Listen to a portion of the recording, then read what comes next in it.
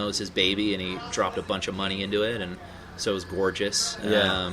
And it was a 99 Yamaha V-Star. Had that for about 10 years, and realized I want to be able to pass up a hill going 55, with maybe a lady on the back. Yeah. Was it not the showing off motorcycle? It was not. No, that's speed? not that. It was like a that's station not really wagon.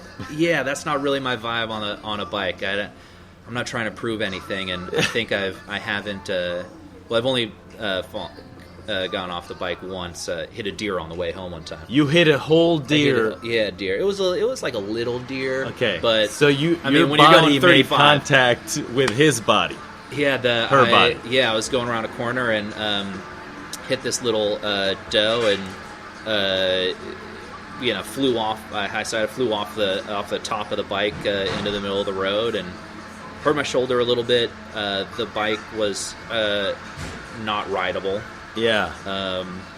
Couldn't just dust it off and get back on. I thought about it. But wheels pointing the wrong way and pretty banged up, leaking gas. Liquid's coming out. You're like, what the fuck is that? Yeah. So did you have saddlebags you needed empty? I luckily had reception at that little location and had enough batteries on the phone to get a tow truck and get my lady out there. Damn. Then went to the hospital. Dope. Were you okay? Were you? Yeah. I I'm alive. I'm fine, But yeah, just dislocated the shoulder. Was the deer okay? No. No, it did not survive. R.I.P. Yeah. Heard that. Yeah, and wasn't really like, thinking about venison at that point. Yeah, for sure. It's just like, get me out of here. Yeah. That's funny. Yeah, it was 1 o'clock in the morning or something like that. Did you get a stern talking to from your lady? Was she like, I told you about those deer on those roads? No. No, she didn't pull the, I knew this was going to happen. No, she's just happy that it wasn't worse and that I was okay. And, I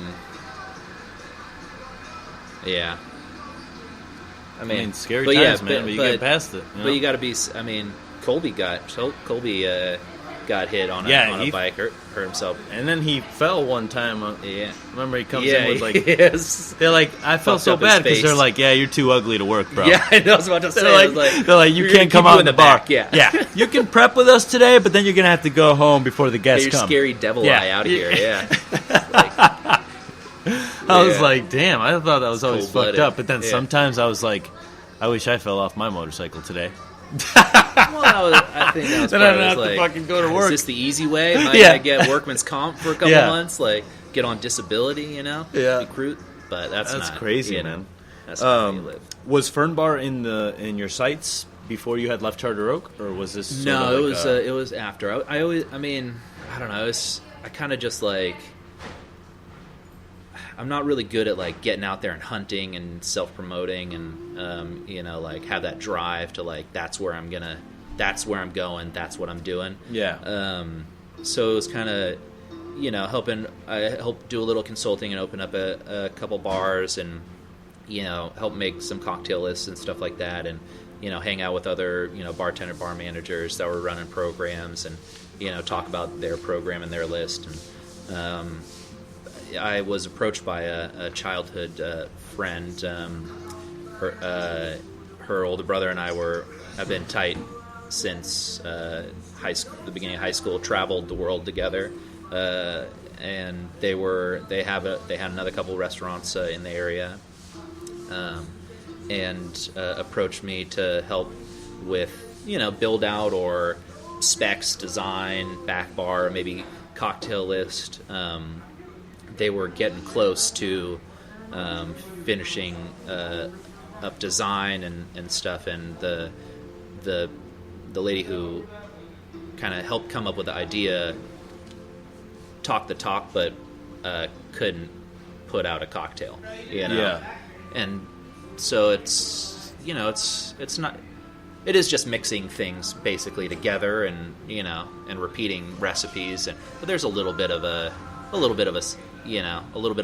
bit of science, a little alchemy into, a program and balancing a list and ingredients and, what people want to drink, what people like to drink, what they might want to experience or have. And so once I saw, the space, I came down to the Barlow here in Sebastopol and just saw people who looked good out spending money in Sebastopol in the middle of the day was wild. Because it's a sleepy little town in the corner of West Sonoma County and was very kind of anti-growth and anti-capitalism and business for a long time, and was very hard for restaurants to survive. People didn't want to spend more than what they thought they should. Yeah. And, you know what it's like. I mean, it takes a lot of people to put food on the table, for a restaurant. It takes a lot, labor's high, costing goods is high, and the overhead is high. So, there's a lot. It's hard for, places to survive without support, and love from the local community. And it felt like the right time to take it up to take it up a notch here in Sebastopol, and for myself also. To kind of run. I think I'd run, a good program, and I wanted a little bit more for myself, and it didn't feel like it was going to happen with the group at Meadowood. It just wasn't quite the right time or the right place, and jumped in wholeheartly. And I, said, "Look, I'm ready to invest. I'm ready to run it. And how do we make this? How do we make it work? How do we make it special?" Yeah. And how long have you been here now? We opened up just before Christmas in 2018. Gotcha. It's been a wild couple of years. We had 4 months after we opened, there was a flood that wiped out half the businesses, least in the Barlow here. Yeah. That was a mess. You included? No, it didn't. Water didn't come in here, but it just deterred people from coming here. People a year or two later were still like, "Oh man, last time I came here, all the businesses were boarded up, so we haven't come back." So, when you're in a community like this, like a fancy outdoor shopping center, right? The breweries have got to be open to see people. The art galleries have got to be open for people to come and window shop and buy some stuff. The bakeries have got to have. They got to be able to open their doors and cook. And so it took a little while for everything to come back. But there is such a strong community here. We have, an incredible group of businesses. Spiritworks Distillery, Crooked Goat, Wood 4 breweries, Golden State Cider, Costa Brown, and Guayaki were here. Guayaki doesn't produce here. They're too big now. Pax Winery. This is where they started, baby. Yeah. So it's like, there's this, like, a very kind of beverage food focused and artsy kind of crowd of business owners and people who have, come together and I think created something special in a little town that has been very hard to break into. Is it mainly locals or is it tourists?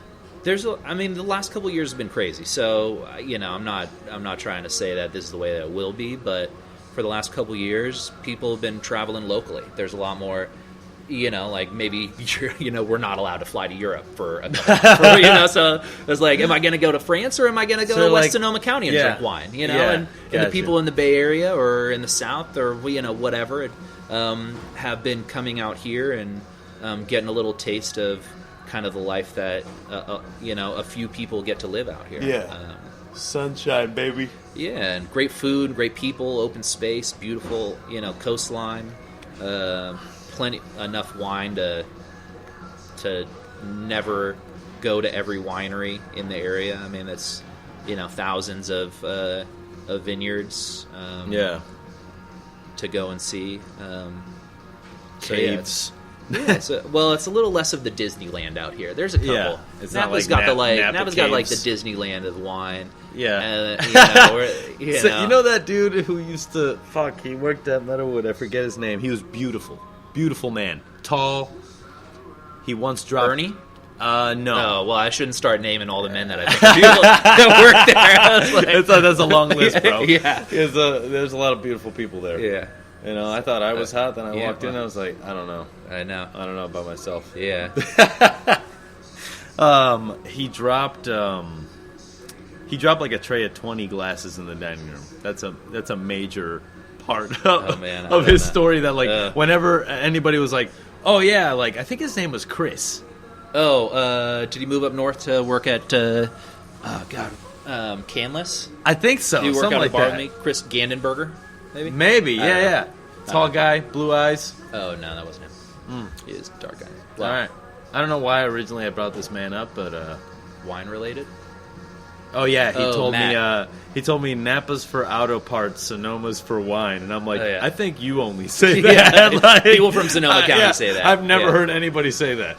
Yeah, no, that's something that's it's just like those stupid differences that you play, like Northern California versus Southern California. Yeah, it's like only people who don't have friends from or know people from that other area or have really been there to appreciate what it has to offer. Yeah. Say stuff like that. I mean, I don't want to live in LA, but that doesn't mean I didn't have a ton of incredibly wonderful friends from LA that I think are amazing people. Exactly. Love visiting, but home's home, and so through my travels, I've realized that like people are happy and unhappy no matter where you are. So, like, the location really doesn't matter. Like, it just matters what you're doing with your time and how much you like yourself. Yeah, if you're a miserable person, you're going to be miserable anywhere. Oh, it doesn't matter. For sure, yeah. Like, and so that's something I say, like, people come here to have a good time. People don't come here to have a bad time. And I think that happens sometimes at, like at Meadowood or those kind of the restaurants at that level. Like, people go in looking for something to be wrong, Yeah. And so there is a battle of like not letting them see what's wrong or not having anything wrong. I mean, something's always going to go wrong, but here I think people come to have a good time with us, and we make mistakes, but we're always honest and empathetic about them. And I mean, if like unless it's an allergy, lives are not on the line here, and like, if someone's unhappy with something or the time it's taken to get food to the table, 30 minutes on a Saturday night, or they don't like the cocktail, or they don't think our cocktails are craft enough or something, so, that's fine. You don't have to be here, like if you're going to be rude, if you're not having a good time and you're going to like, that? Yeah, that's going to bother. That's one that gets our bar manager, Matt, is still some guy was like, they're not craft enough. You call these craft cocktails? It's like he for weeks he was like he was muttering to himself about that. He's like, fucking craft cocktails. We put in work, but. And so whatever. And so it's like, well, that guy, we'll get him out of here, and the next person that sits in that seat is waiting at the door, and they're going to be so excited to be here and so appreciative that why would we put anything on that guy and what he's saying? Why would we spend that time? It's one man's opinion. Yeah, as I always say. I mean, we'll try to turn him around. We're going to go down swinging, but at some point you're just like, it was some, this really you got to break up. Like we're not going to couples therapy about how you feel. Like you got to go. That was a Yelp review I saw. I think it went viral because the guy was like talking shit about it, and then I think the chef wrote in, or the owner, and he was like, "Come say it to my face, you coward." And I feel like more people should just say what they're unhappy with and communicate that at a restaurant, and they will try to make it better. But people just leave and they're like, "Oh, everything's fine," and then they go and stab you. Yeah, it's like I was there talking to you, like you ate it. Yeah, and you said it was good, and then now it's not good. Yeah, like now when I think back on my evening, it's like okay. I have sometimes the kind of the tone of online communication is not healthy, and I have this inclination, like I was saying, to go down swinging, and if I feel like I'm being unjustly attacked or accused of something, I want to defend myself and our team here. Yeah, for sure. And I've realized that it's better if I don't. Yeah, because you don't want to start a fight online. Yeah, because no one's gonna win. Everyone looks like an asshole. Exactly, and like you go viral, and then they like cut off the messages that really meant something, and they just put the fuck yous on there. And well, there was one post did kind of not go viral, but it got a lot of negative attention. It was when we decided to require proof of vaccination Really? Cases were starting up here in California. Well, that's